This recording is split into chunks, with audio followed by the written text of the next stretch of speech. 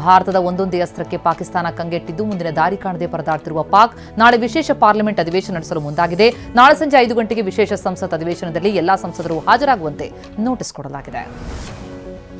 ಭಾರತದ ಜೊತೆಗಿನ ಯುದ್ಧಕ್ಕೆ ಪಾಕ್ಗೆ ಪುಕಪುಕ ಶುರುವಾಗಿದ್ದು ಪಾಕಿಸ್ತಾನ ಸೇನೆ ಬಳಿ ಭಾರಿ ಶಸ್ತ್ರಾಸ್ತ್ರಗಳೇ ಇಲ್ಲವಂತೆ. ಒಂದ್ ವೇಳೆ ಪಾಕ್ ಯುದ್ಧಕ್ಕೆ ನಿಂತರೆ ಕೇವಲ 4 ದಿನಕ್ಕೆ ಶಸ್ತ್ರಾಸ್ತ್ರ ಖಾಲಿಯಾಗಲಿದೆ. ಉಕ್ರೇನ್ ಜೊತೆಗಿನ ಶಸ್ತ್ರಾಸ್ತ್ರ ಒಪ್ಪಂದದಿಂದ ಪೇಚಿಗೆ ಸಿಲುಕಿದ್ದು ಶಸ್ತ್ರಾಸ್ತ್ರ ಪೂರೈಕೆಗೆ ಪಾಕ್ ಆರ್ಡನೆನ್ಸ್ ಹೆಣಗಾಡ್ತಾ ಇದೆ. ಯುದ್ಧದ ಸ್ಥಿತಿ ಭುಗಿಲೆದ್ರೆ ನಾನು ಇಂಗ್ಲೆಂಡ್ಗೆ ಹೋಗ್ತೀನಿ ಅಂತ ಪಾಕ್ ಸಂಸದ ಶೇರ್ ಅಫ್ಜಲ್ ಖಾನ್ ಮರ್ವಾತ್ ಹೇಳಿದ್ದಾರೆ. ಸೋಷಿಯಲ್ ಮೀಡಿಯಾದಲ್ಲಿ ಅವರ ಹೇಳಿಕೆ ವೈರಲ್ ಆಗಿದ್ದು, ಯುದ್ಧವಾದ್ರೆ ಏನ್ ಮಾಡ್ತೀರಿ ಎಂಬ ಪತ್ರಕರ್ತನ ಪ್ರಶ್ನೆಗೆ ಓಡ್ಹೋಗು ಮಾತಾಡಿದ್ದಾರೆ. ನಾನು ಹೇಳಿದ ತಕ್ಷಣ ನಿಲ್ಲಿಸೋದಕ್ಕೆ ಮೋದಿಯೇ ನನ್ನ ಚಿಕ್ಕಪ್ಪನ ಮಗನ ಅಂತ ಪ್ರಶ್ನಿಸಿದ್ದಾರೆ. ಕೋಲಾರ ಜಿಲ್ಲೆಯಾದ್ಯಂತ ಕಳೆದ ರಾತ್ರಿ ಸುರಿದ ಮಳೆಗಿಂದ ಭಾರೀ ಅವಾಂತರ ಸೃಷ್ಟಿಯಾಗಿದ್ದು, ಕೋಲಾರ ಜಿಲ್ಲೆ ಬಂಗಾರಪೇಟೆ ಪಟ್ಟಣದಲ್ಲಿ ಮನೆಗಳಿಗೆ ನೀರು ನುಗ್ಗಿದೆ. ಸರಿಯಾದ ಚರಂಡಿ ವ್ಯವಸ್ಥೆ ಇಲ್ಲದೆ ಮನೆಗಳಿಗೆ ಮಳೆ ನೀರು ನುಗ್ಗಿದೆ. ಎಲ್ಒಸಿಯಲ್ಲಿ ಪಾಕಿಸ್ತಾನ ಉದ್ದಟತನವನ್ನು ಮುಂದುವರೆಸಿದೆ. ಸತತ 10ನೇ ದಿನವೂ ಪಾಕಿಸ್ತಾನದ ಸೈನಿಕರು ಗುಂಡಿನ ದಾಳಿ ನಡೆಸುವ ಮೂಲಕ ಕದನ ವಿರಾಮ ಉಲ್ಲಂಘಿಸಿದ್ದಾರೆ. ಜಮ್ಮು ಕಾಶ್ಮೀರದ ಕುಪ್ವಾರ, ಬಾರಾಮುಲ್ಲಾ, ಪೂಂಚ್, ರಜೌರಿ, ಮೆಂದರ್, ನೌಶೇರಾ, ಸುಂದರ್ಬಾನಿ ಪ್ರದೇಶಗಳಲ್ಲಿ ಗುಂಡಿನ ದಾಳಿಯಾಗಿದೆ.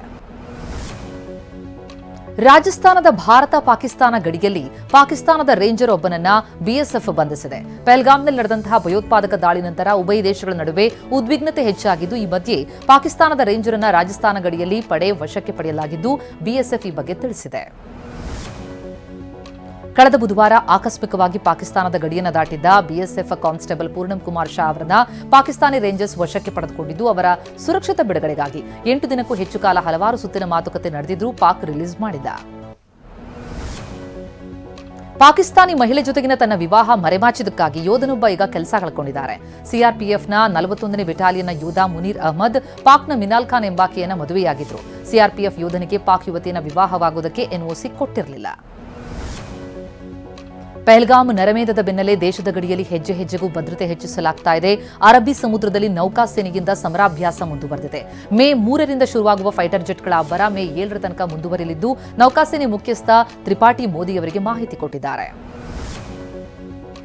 ಭಾರತದ ತಾಲೀಮು ಕಂಡ ಪಾಕಿಸ್ತಾನ ಬೆಚ್ಚಿ ಬಿದ್ದಿದೆ. ಹೀಗಾಗಿ ಇಲ್ಲಿನ ಯುದ್ಧ ನೌಕೆಗಳ ಮಾಹಿತಿ ಪಡೆಯುವುದಕ್ಕೆ ಕಳ್ಳ ಮಾರ್ಗ ಹಿಡಿದಿದೆ. ಪಾಕ್ ಏಜೆಂಟ್ಗಳು ನೌಕೆಗಳ ಮಾಹಿತಿ ಪಡೆಯುವುದಕ್ಕೆ ಯತ್ನಿಸಿದ್ದಾರೆ. ಐಎನ್ಎಸ್ ವಿಕ್ರಾಂತ್, ಐಎನ್ಎಸ್ ವಿಕ್ರಮಾದಿತ್ಯ ಸೇರಿ ಇತರ ನೌಕೆಗಳ ಇಂಚಿಂಚು ಇನ್ಫಾರ್ಮೇಷನ್ ಕಲೆ ಹಾಕುವುದಕ್ಕೆ ಕೈ ಹಾಕಿದೆ. ಪಾಕಿಗಳು ಭಾರತೀಯ ಯುದ್ಧ ನೌಕಾನೆಲೆಯಲ್ಲಿ ಕೆಲಸ ಮಾಡೋ ಸಿಬ್ಬಂದಿಗೆ ಹನಿ ಟ್ರ್ಯಾಪ್ ಮಾಡೋದಕ್ಕೆ ಗಾಳ ಹಾಕಲು ಯತ್ನಿಸಿದ್ದಾರೆ.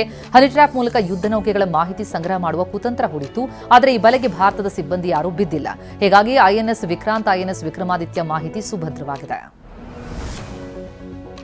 ಭಾರತ ದಾಳಿ ಮಾಡುತ್ತೆ ಅಂತ ಹೆದರಿ ಸಾವಿರಾರು ಪಾಕ್ ಸೈನಿಕರು ರಿಸೈನ್ ಮಾಡಿದ್ದಾರೆ.